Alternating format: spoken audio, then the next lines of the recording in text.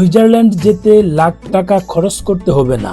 পাশের দেশ ভারতেই রয়েছে পৃথিবীর স্বর্গ অন্বেষণের জন্য কাশ্মীরের এমন পর্যটন স্পট।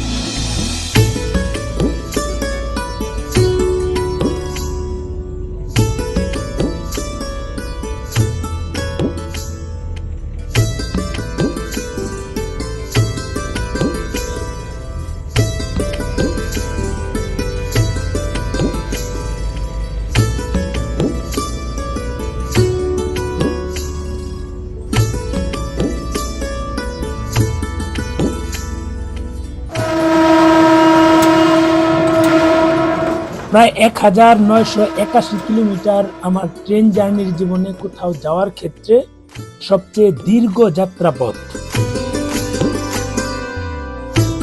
দীর্ঘ 45 ঘন্টার এই যাত্রাপথে কোথাও ধুধু জনমানব শূন্য প্রান্তর, কোথাও বিস্তীর্ণ বনভূমি, কোথাও আবার শহরে মানুষগুলোর সড়ক পথে অবিরাম ছুটে চলা। ভারতের রেল ব্যবস্থার প্রশংসা না করলে অন্যায় হবে। প্রতিটি কামরা আর ওয়াশরুম বাংলাদেশের তুলনায় অসম্ভব পরিষ্কার ছিল। সেই সঙ্গে স্টাফদের আচরণ খুবই সৌহার্দ্যপূর্ণ। ট্রেনের খাবারে বাঙালিয়ানা স্বাদ না থাকলেও খাবারের বৈচিত্র্যে অপ্রতুল্যতা ছিল না।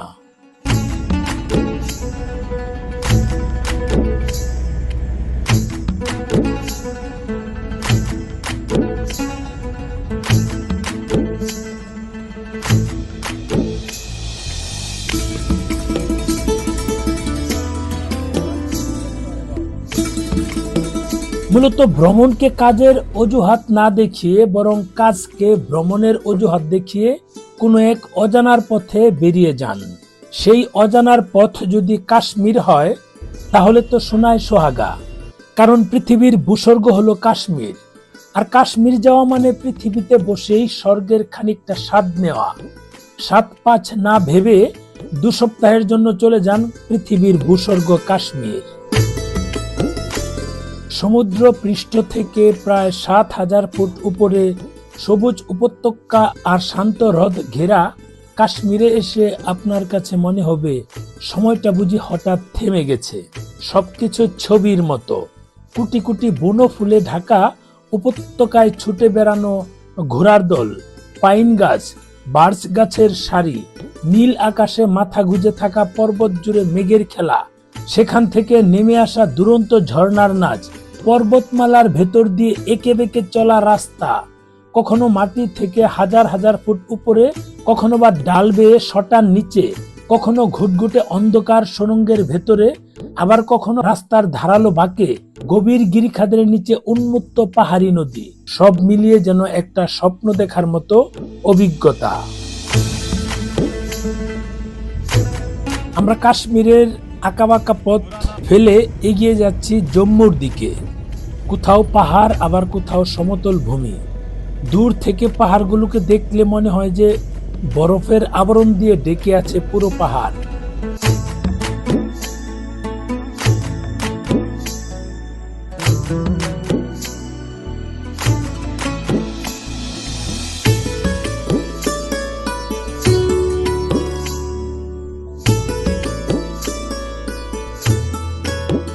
সাদা পাহাড়গুলোর দিকে তাকালে মনে হয় সারা জীবন এভাবেই তাকিয়ে থাকি।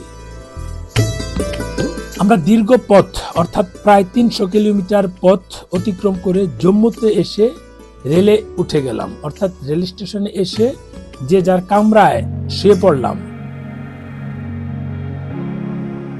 আমাদের কিছু মানুষের গন্তব্য ছিল জম্মু থেকে কলকাতা, আর আমাদের কয়েকজনের গন্তব্য হলো জম্মু থেকে দিল্লি। কারণ আমি এই দিল্লি থেকে আবার ব্যাংকক যাব। শ্রীনগর থেকে জম্মু এসেছি, জম্মু থেকে দুরন্ত এক্সপ্রেস ট্রেনে করে 11 জন আসছি দিল্লি, আর 6 জন কলকাতায় যাচ্ছে। এই হচ্ছে আমার বিছানা।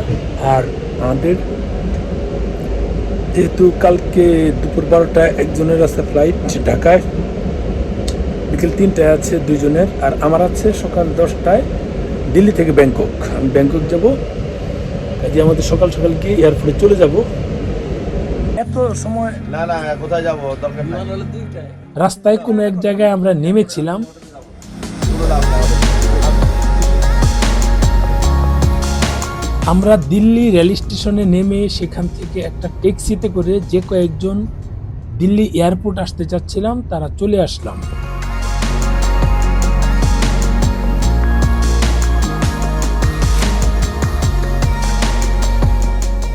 দিল্লি রেল স্টেশন থেকে আমাদের প্রায় 20 মিনিট লেগেছিল। এটাই হলো দিল্লি এয়ারপোর্ট। অনেক বড় এয়ারপোর্ট। আমরা এক পাশে নেমে দাঁড়ালাম কারণ আমাদের ফ্লাইট তখনও অনেক লেট ছিল। আমরা এখন দিল্লি এয়ারপোর্ট, এই যে যা দেখছেন এগুলো সব দিল্লি এয়ারপোর্টের অংশ। এক সাইডে আমরা এসেছি। আমার ফ্লাইট হচ্ছে ব্যাংকক, সকাল 10:15 সম্ভবত, না টাইমটা দেখতে হবে, সকাল 10:15 সম্ভবত আমার ফ্লাইট। আমি ব্যাংকক যাব। আর এখানে বাকি যারা আছে আরও 3 জন, 2 জন আছে বাংলা, 2 জন বিকাল 3টায়, আর আমার আছে 10টায়, আর একজনের আছে যিনি আমার ক্যামেরা চালাচ্ছে মামুন ভাই, ওনার আছে 12টায়, না 12টায়। আমি এখান থেকে ব্যাংকক যাব, ব্যাংকক থেকে ফিরবো সম্ভবত কলকাতায়। আবার যদি হয় আমার কলকাতায় ফিরতে হতে পারে, আমার কাজ আছে যেহেতু। কলকাতায় ফিরে দেন আমি বাংলাদেশে ঢুকবো, এমনটা হতে পারে। কাজ বলতে আমার সিকিম যাওয়ার কথা, কিন্তু শরীর এনার্জি কুলাচ্ছে না এত লং ট্যুর দিয়ে কন্টিনিউ।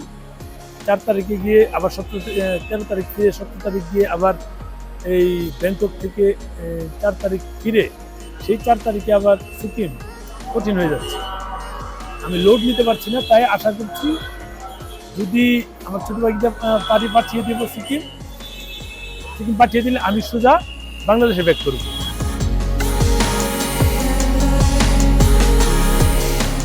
আমরা এই 4 জন মানুষ এয়ারপোর্ট চলে আসলাম। এখান থেকে আমি চলে যাব ব্যাংকক, আর বাকিরা ঢাকায় চলে যাবে।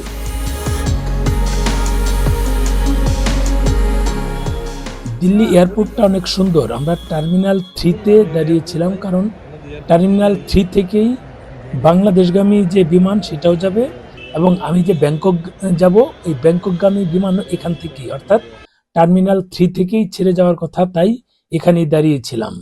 আমি এখন দিল্লি এয়ারপোর্ট আছি। আসলে আমার ক্রেডিট কার্ড আছে কয়েকটা, একটা হচ্ছে ভিসা সিগনেচার কার্ড আছে, ওটা বাৎসরিক ইন্টারন্যাশনাল, কিন্তু বুফে আপনার লঞ্চিং সিস্টেমটা পাবেন বুফে। ওটা হচ্ছে বাৎসরিক, আমি 10টা পাবো ইন্টারন্যাশনাল এয়ারপোর্টগুলোতে। সেই অনুযায়ী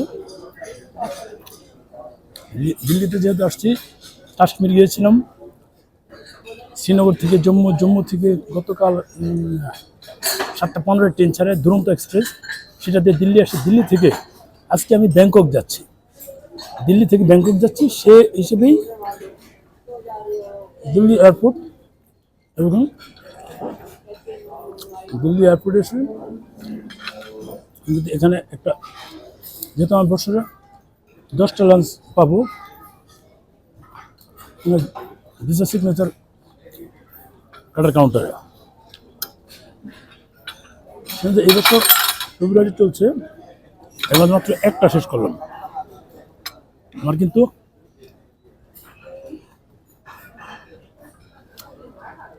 আরো 9টা আছে, আমার আরো 9টা আছে, হাতে সময় কম, কিন্তু আমি বেশি সময় দিতে পারছি না, দ্রুত খেতে হচ্ছে। 10টা ফ্লাইট, আমি কাস্টমস ইমিগ্রেশন শেষ করেছি। আমাকে অনেকে প্রশ্ন করে বাংলাদেশ থেকে অন্য দেশে, বাংলাদেশ পাসপোর্ট হোল্ডাররা ভারত থেকে অন্য দেশে যেতে পারবে কিনা, এটা তো অনেক মানুষের প্রশ্ন। তো আমি একটা বিষয় বলি, অনেকগুলো বিষয় থাকে, যেমন আমি কিভাবে আসলাম। আমার কিন্তু বিজনেস ভিসা আছে ভারতের। বিজনেস ভিসা হোল্ডাররা এক দেশ থেকে আরেক দেশে যে কোনোভাবে যেতে পারবে। আমি কিন্তু ইমিগ্রেশন শেষ করে এই লঞ্চিংয়ে আসছি। দিল্লি এয়ারপোর্ট যে ফ্রি লাউঞ্জ আছে, সেখানে আমার প্রায়োরিটি পাস কার্ড দিয়ে সকালে ব্রেকফাস্ট করে নিলাম।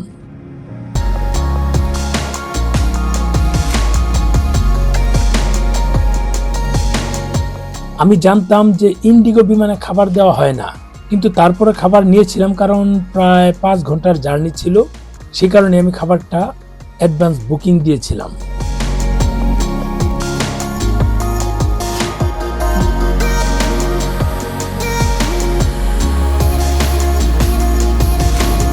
ইন্ডিগো বিমানের দীর্ঘ 5 ঘন্টার জার্নি শেষ করে আমি ব্যাংকক চলে আসলাম।